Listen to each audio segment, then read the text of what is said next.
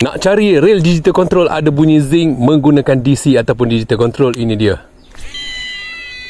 Memang padu. Susah nak balance, lagi satu dia longkas. Okey bang, rail backcasting yang mempunyai digital control ataupun DC daripada Axis, DC keluaran daripada Dynamo, memang sangat sesuai bang kalau abang nak pakai di kolom air masin seperti nak casting siakap ke MJ ke, memang sangat sesuai bang. Walaupun harga dia mampu milik sahaja, max drag dia 10 kg maksimum drag, mempunyai digital control ataupun DC dan disertakan dengan drag clicker.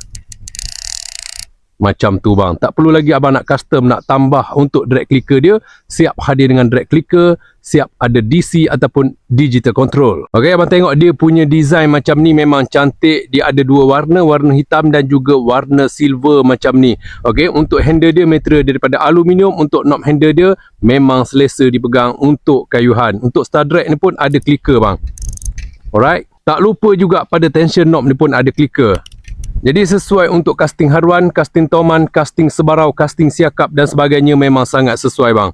Harga dia mampu milik sahaja. Kalau caster-caster ataupun pemancing-pemancing tu nak mencari rail backcasting yang ada DC ataupun digital control ada bunyi zing dengan berharga mampu milik, boleh dapatkan segera Axis DC keluaran daripada Dynamo ni. Harga dia mampu milik sahaja, abang boleh dapatkan segera.